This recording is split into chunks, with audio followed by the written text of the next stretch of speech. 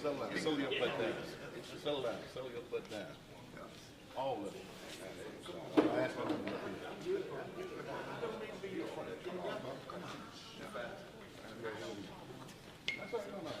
Watching us, it's hard to believe we organize us, huh? Look, don't listen to him, okay? All right. Look, let me thank you all for coming this morning, especially under, really severe conditions in our city of Memphis, Tennessee. And I got my colleagues here representing Hardaway, my leader here, actually out of Nashville, John Ray Clemmons, and my other colleague over here, Bo Mitchell, came in, and we may hear a little bit from my leader in just a little bit. But I want to start off by thanking my AFSCME members. And Mr. President, Mr. Age, raise your hand there. All right, and all those members up here, and Maurice, and all of Ms. Vita, all of the members here.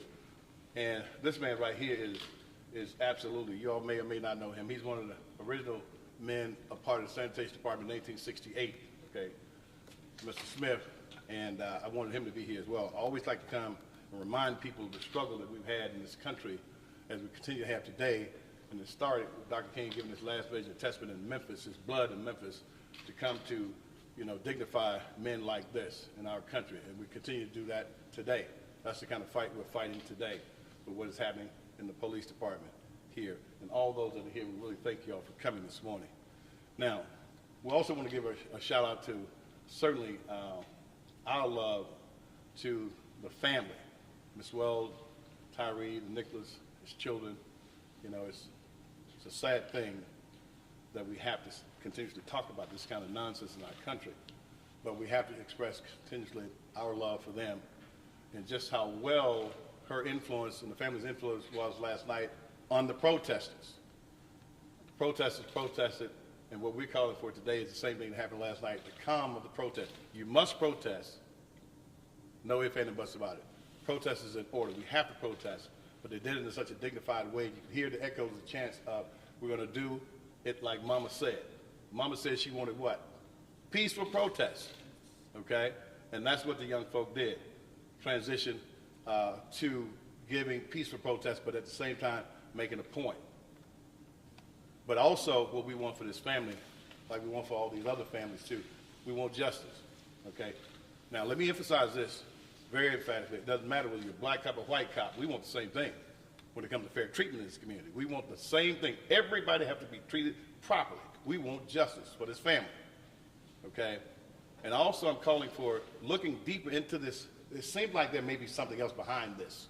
To me, that's my gut. I don't have any facts to say another. To jerk a man out of a car for no reason at all and commence to just giving him the beating of his life, it's like there's something else maybe lurking. So we're asking that, the TBI as well as our Attorney General look deeper to see if there's something else happening behind this. It doesn't make any sense to me. It's just not, it's kind of weird. There's some personal stuff going on, some gang stuff going on. I'm just tossing stuff out. I don't know, but I know it doesn't look right. Old folk back in the day had an old saying that said, when something smells a little fishy, okay, there may be something else there. There could be. I don't know. But we're calling that they do look for some of these kinds of things. The family obviously has to go on. We hadn't gotten with the family, but I'm going to put this out there, and we have to get with the family. The father's been taken away from that family at this particular point. The young child's dad, or if he has two children's father has been taken away. So the community needs to embrace it. We have to talk to the family to see how we might want to set something up for the child's education in the future, because we know that that baby or babies need to be educated, okay, as such as all of you all are. You wouldn't have these jobs if you didn't have a certain measure of education. So we need to do that as well. Coupled with, the reason we have my colleagues here, we may have to look at legislation, which we're thinking about looking at some kind of legislation that addresses training statewide, because these things happen, they seem to happen everywhere you got black men in particular, but we need to figure out what kind of training is done, what kind of training needs to be done, and if there needs to be some tweaking or what have you. I don't know yet, but I think the state needs to get involved. Hopefully my colleagues will touch bases on that at some point too, as to what it is that we need to do about the training of this behavior. There seems to be a culture that's so rigid that it does not respect people, even though, and you know, all of us know we need police officers, we need people to protect us. They're in our families, they're our friends, we grew up with them, But it seems as if people forget who the citizens are, need to be treated properly and humanely. Now, you're going to have sometimes some tough busters out there, and you got to deal with them, okay? But never should a traffic stop cause you to put on a wooden overcoat, a coffin at some point, okay? Never should that happen, okay? So we need to look at this very seriously and see exactly what it is we're going to try to do policy-wise to maybe change some of that. Now, I'm going to stop for a moment and let my colleague get in, Representative Hardaway, Chairman Hardaway, if you don't mind. And this is G.A. Hardaway. Good morning. This is a bittersweet moment. We, of course, are mourning the loss of young Mr. Tyre Nichols. But on the other hand, we can be proud of the way that Memphis rose to the occasion yesterday, last night, and they found a way to do the peaceful protests. They found a way to make their feelings known, and in such a way that it makes me proud, makes all of Memphis proud, and gave leadership to the other cities, the other states, and the other countries who have their eyes on us and are looking to us for leadership in how we respond. And I'm so proud of our citizens, and I know that the family is proud too, that Memphis, Tennessee honored the memory of young Tyre Nichols with peaceful protests. As my colleague stated, this is a confusing time because we're getting a lot of confusion out of our administration. I've held back trying to make sure I didn't contribute to any of the potential for violence in the area. But I think we've got a grip on that now. We know what we're doing, and we have enough grown folks in Memphis, Tennessee to understand the sophisticated nature of that all of this international attention has brought upon us. But we're not getting straight answers, we're not getting full answers from the administration. I don't know why. I can speculate, but I do know that if we connect these dots in any way, shape, or form, that eventually they've got to go up. It makes no sense to have an elite, supposedly elite unit on the streets, and yet we can't figure out who that unit answers to. How was a car chase initiated when the protocols for nearly every law enforcement agency in the nation demands that you go up the ranks and notify your superior that you're participating or about to participate in a car chase. And then once the notice is given, then the superior has the option of calling it off or just monitoring and going with it until either it concludes in catching the fleeing citizen or something else occurs. But we haven't heard about the chain of command. How far up did the immediate notice go of the car chase? How far up did the notice go that there had been a violent encounter and there was an individual being transported to the hospital? How far up did it go? We don't know. The only thing we got quick turnaround on, a quick response on, was 5 officers out of 9 or 10 who we know were on the scene who received administrative discipline. There's more to the story, and I think that the citizens of Memphis and Shelby County deserve to know the whole story as soon as possible. You can't have an effective law enforcement agency operating in Memphis, Tennessee, and Shelby County, unless you have the trust of Memphians and Shelby Countyans. You can't get the trust of Memphians and Shelby Countyans unless you're truthful, and you can't be truthful if you're not transparent. So those are the 3 T's that we need to remember. You got to tell the truth. You got to be transparent if you want the trust of the citizens. And the only way that you're going to be an effective law enforcement agency is to have the cooperation and trust of the citizens. Now, there's one other letter that we need to speak to, and that's that R. Just a reminder to all of our citizens that we showed and led the way yesterday on how to conduct ourselves in spite of this horrendous, horrid tragedy that we're protesting. So we want to continue that. We want that R for respect. We want to respect the wishes of the family. We want to respect the memory of young Tyre Nichols, and we want to exercise our rights in a way that is responsible. So with that, I'll come back later for questions if necessary. In just a moment, I'm going to have my leader to come up and talk just briefly about potential legislation. They drove in from Nashville for this particular important press conference. I think also we need to mention that there were 10 people, officers as I understand, that were present.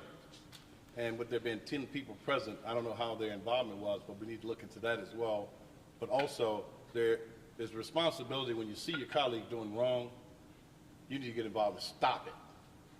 Shouldn't be 10 people allowing 5 people to slaughter somebody in front of their face. You couldn't do that with me if I was an officer. You know, no weapon, 140 pounds, wet, okay, already subdued. So somebody should have stepped in and told him that's enough. Cuff the man and put him in the car and let that be it.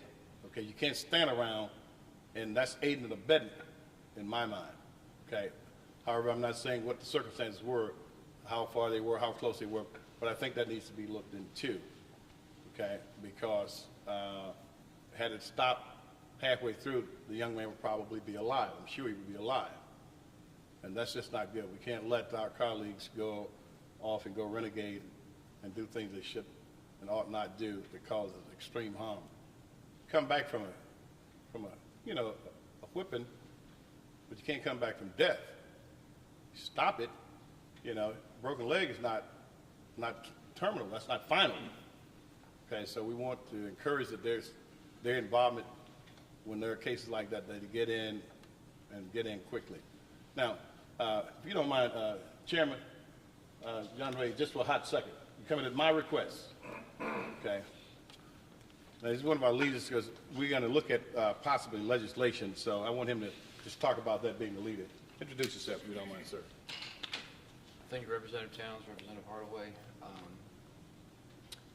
First of all, let me just say what an honor it is to be in this historic venue with the men and women of AFSCME who literally make this city run.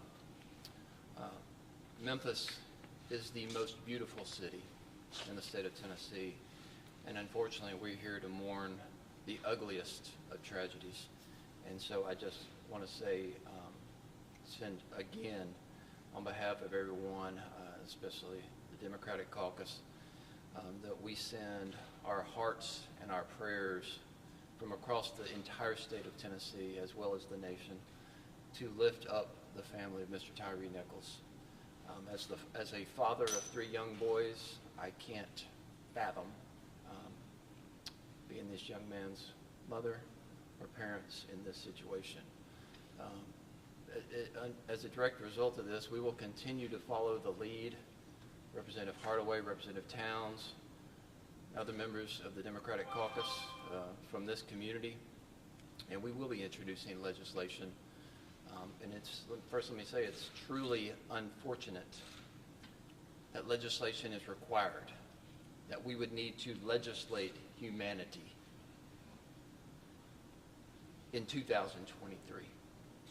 We have a long way to go to reach that mountaintop. We will continue to introduce legislative initiatives to that end. I will be assisting my colleagues in this endeavor. And so you will see, again, from Tennessee Democrats, legislation to try to prevent this type of thing from happening in the future. So some of the topics that have been discussed, again, we continue to battle and address the need for implicit bias training among police officials across the state. We have seen in the past police officers or law enforcement be terminated for calls from one department in one city only to go to another city. That needs to stop. We have many different ways that we need to evaluate to address this issue. Again, it's truly unfortunate that this is even necessary, but as always, I will be following the leadership of my colleagues here in this endeavor, and once again, Democrats will be leading the charge on these very important issues. So thank you again for allowing me to join you this morning. Thank you, Sheriff.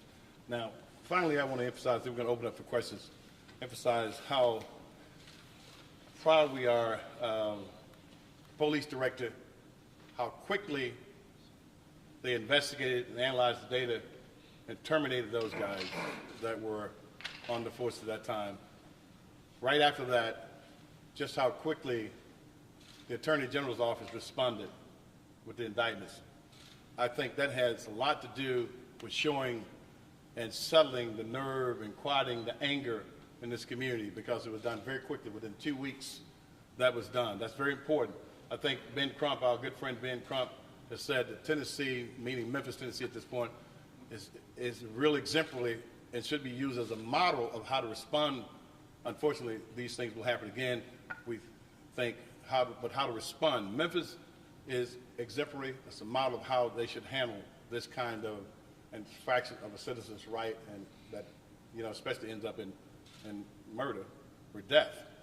So Memphis should be held in high esteem for that, but it's our director and our leader at the AG's office. And, it's something that hopefully we can continue. But under no stretch of the imagination does that conclude the matter. We want justice for this family. No ifs, ands, and buts, no substitutes. We want justice for this family, and we want it swiftly for this family. We want justice. We want and demand justice. And as I said, it doesn't matter about the ethnicity or color, of the people that perpetrate or violate. We want justice. No substitute. We're not going to tolerate it. It's just that simple. Now, we're going to open up to see if you all have any questions. Yes, ma'am. When you talk about swift action, how soon could we see legislation here in Tennessee on the books? Well, our session just started. We just restarted, So we actually, if we're able and successful in being able to do something, you have to understand now, Democrats, we're only 24 of the 99. But we could see it actually by the conclusion of the session, which is like 3 or 4 months. We could actually see something if we're able to do and pass on both sides of the House. I hope that, our people in the General Assembly are sensitized to what's going on and will work with us, and I think that they will if it's presented in the right way. But we could actually see something in April or May. We really could.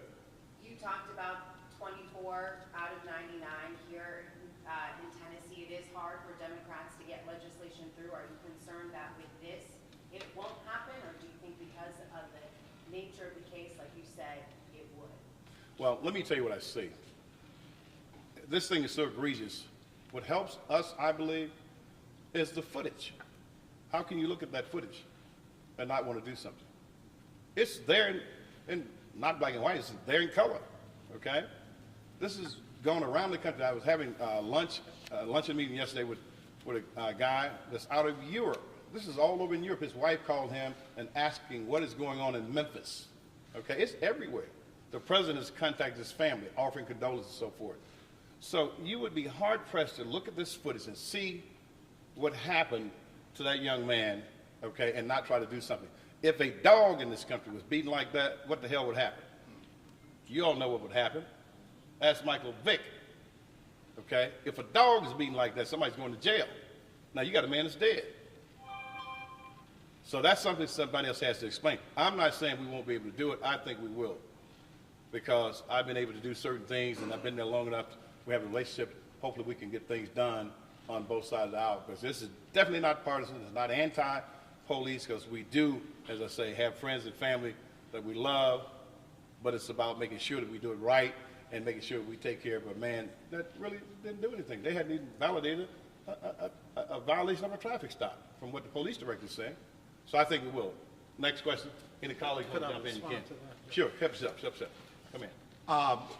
And as my colleague said, we'll be preparing bills, and we actually have a bill filing deadline of Tuesday. So the bills that will go forward will be filed by Tuesday.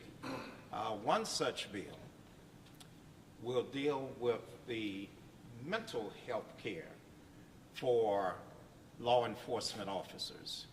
We want to make sure that when you're hired, that you have had a psychological evaluation and that you're suited for this job and the job is suited to you.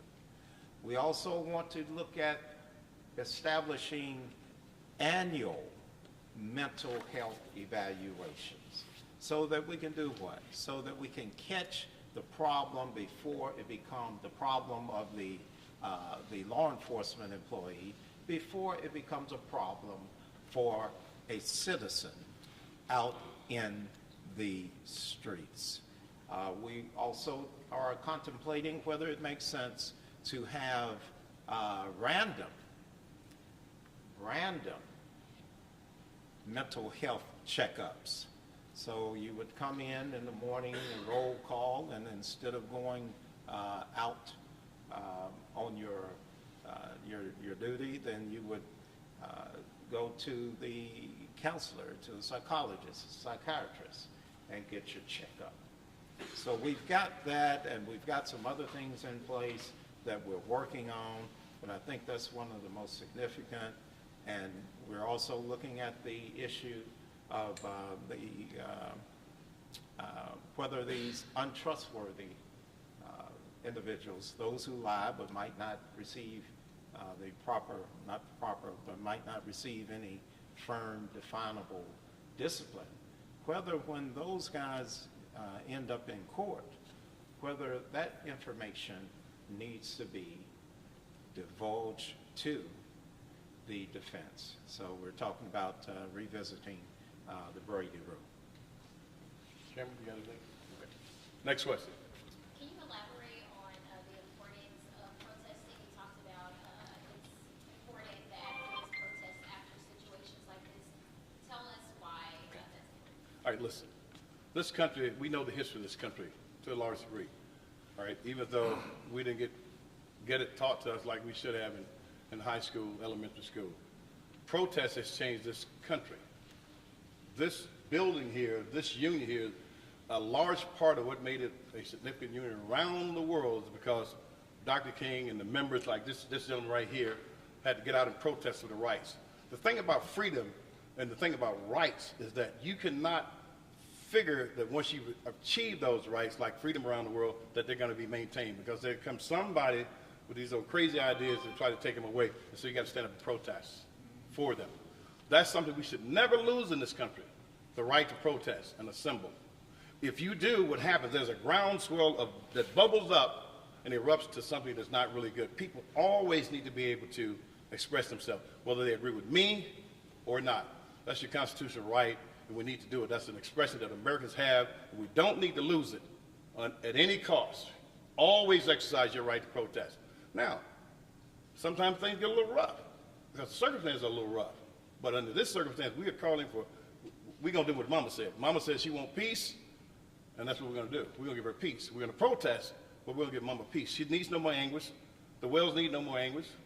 Mr. Nichols' family needs no more anguish, but we want to protest. Because we don't want, under any circumstance, people to think that this is okay.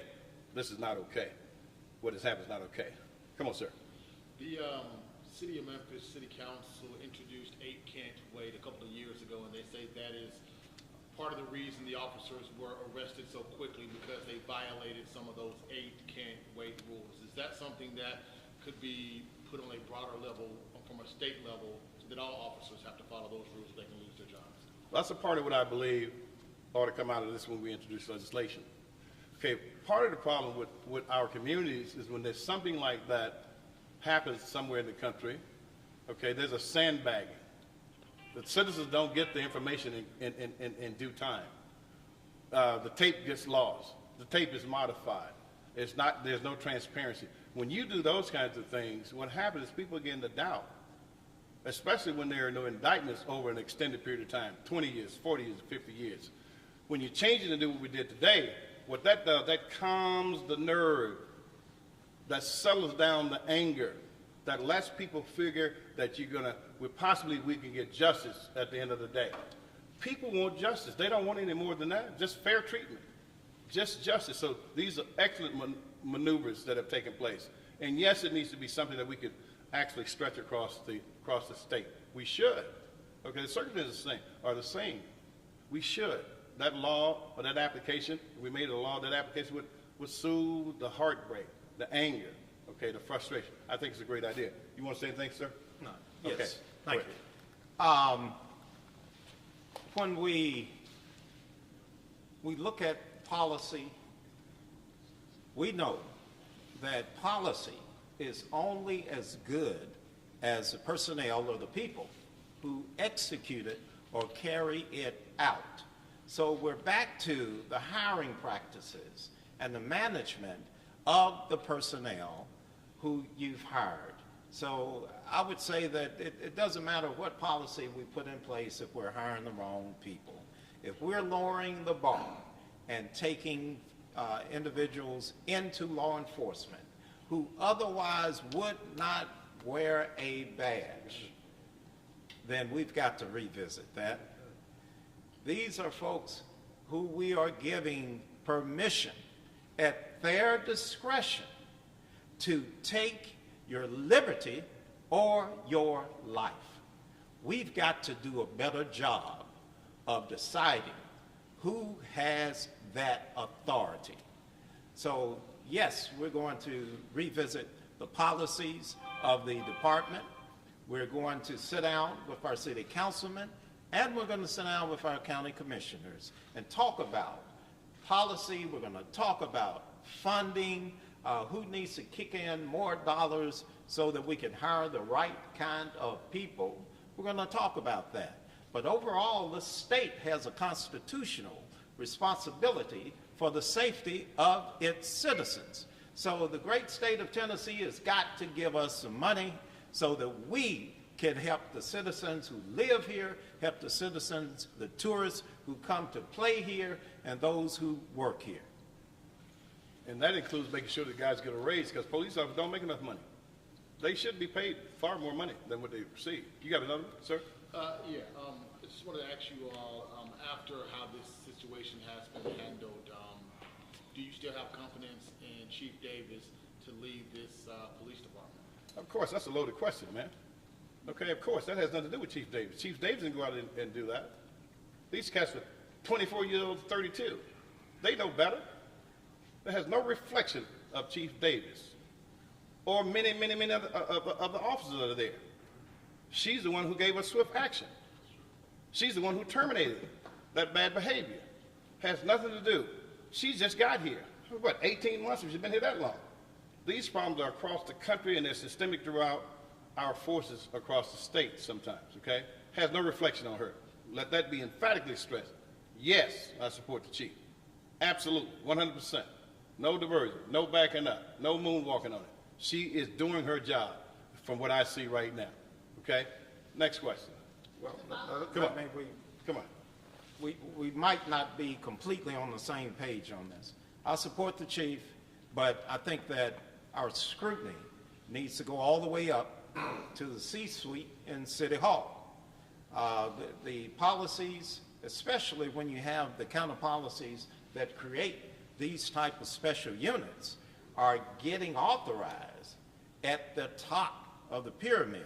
So I'm going to hold and not render an opinion at this time, but everyone in the Memphis Police Department needs to be looked at, and we need that patterns of and practices reviewed.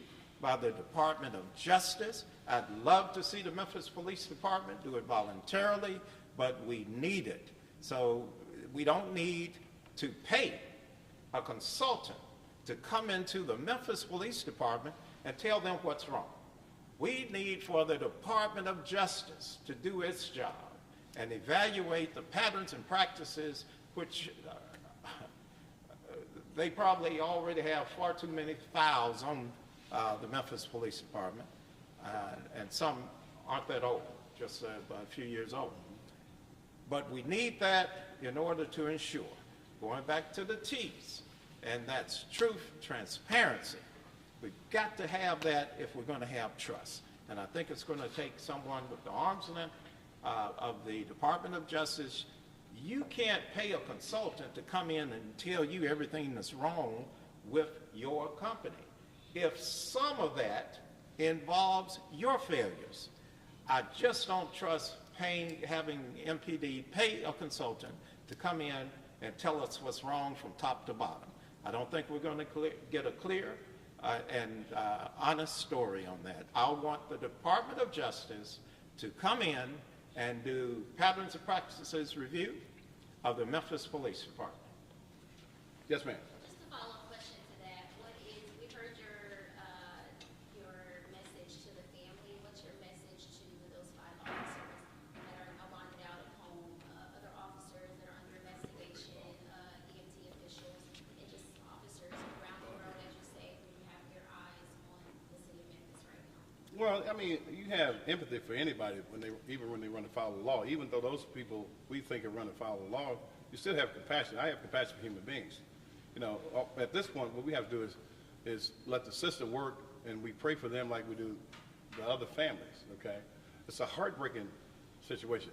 There's no pleasure in any of this at all. There's losers on all sides. It's sad, but what really breaks my heart is the fact they were so young, and they know that those are the kinds of things that other young African-American men experience in the community. Okay, but still, there again, you know, if that was my friend or my cousin or my brother, this and other, I have the same concern for that particular human being, even though they've done something bad, okay? That's what you call being a human being, you know? So we have to pray for them too. It's not one-sided, it's not unilateral. Next question. Yes, sir. You mentioned more questions than answers earlier about the unit, about the circumstances of how this happened, things like that. When are you expecting to get those answers? Well, let's restate it. Let me make sure I understand you. Say it again, please. You mentioned questions about the unit, about the circumstances of how this happened. Right. You mentioned pushing for those answers. I know it may take a little bit of time. When are you expecting to hear things? Well, these things, first thing I would have to do is the things that I have suggested here, we make sure that Steve Morrow, the Attorney General, gets those things. And, you know, obviously we can't dictate to them. You want it to be thorough and let it run the process. I wouldn't put a time limit on their office. But he knows as they expedite this particular deal, they'll do it in a respectful manner. They got to analyze it. That's not my job to go in and research, but I have to pose and ask them to look into these kinds of things. There could be something there. There may not be anything there. I don't know. It just sounds fishy and kind of peculiar. It's just something that does not sit right in the good old gut, you know. So they can figure it out. They give us some feedback on it. Hey, sometime reasonably, and I'm sure he will. It's not like he doesn't have enough on his plate right now. But I can't put a time frame on it. But you know, I'm not talking about a year. You know, 6 months, nothing like that. Okay, I'm sorry. Next question. I thought I saw another hand. Yes, sir. A lot of these instances start traffic stops. In your opinion, should police be involved in making traffic stops still in Tennessee? Well, look, that question has come up. I think the time could be better utilized. We have about 600, I think, 50 people, cops, officers short, okay? And there's real crime going on in our city, like there is in other cities. If that could be relooked at and we have those traffic cops to deal with those particular kinds of things, and our officers are able to deal with the more urgent, more serious things, that may help. We still got to get the complement up. We still got to get that 650 or 500, whatever it is, up. But I think it would be better, and they're trained differently, I think it would be better use of their time. You know, but there again, I would be open to see what, you know, the chief and the union and all those people say about it. But still, I'd rather see them out policing, dealing with gangs, and dealing with drugs, and dealing with, homicides, and dealing with, domestic violence, that kind of stuff. I really would rather see that. That's just personally off the cuff without analyzing it, I think it'd be better use of their time, Come on. Step. And I agree with my colleague, and we're actually working on legislation which will refocus our energies from merely dealing with de-escalation techniques and move us into non-escalation techniques. Some of that will be about how you talk, how you posture when you're interacting in the field. Critical part of that is just what Chairman Towns talked about, and that's whether we need to make all of these traffic stops that we're making. So we need to collect data, analyze it, and make a decision on whether the chances of violence and thus the chances of injury or death to both the citizen and to our law enforcement officers, whether that's justified for the effectiveness of these random stops. And when we do the stops, do we have to take folks to jail for non-violent offenses? I would suggest to you, no. And the arrest procedure is another point where we seem to have violent encounters between the citizens and the law enforcement in the field. So I'm with my colleague on that. We've got to move ahead and take that next step and advance the discussion past de-escalation into non-escalation techniques. If you don't get to the escalation point, ain't nothing to de-escalate. Many of the traffic stops should result in just a ticket, if anything. I mean, you don't want your high-paid officers to say we got them a raise out being responsible for tickets. That's like a tariff, raising taxes with ticket. And some of these municipalities, they do it when you drive through there. You don't want that. Their time could be better utilized, I think, and more effective for us as citizens when you got real problems in our community. Next question. We'll take two more. And I know it's a Saturday. I want you guys to like us after this over, and I'm going to take the whole Saturday, Is that it? Okay.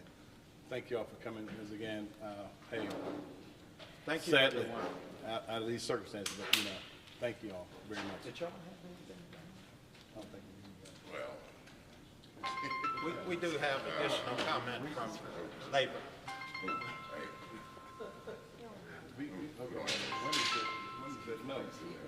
Oh. Okay, just a second. Hardaway. Did you want to? Yes. Just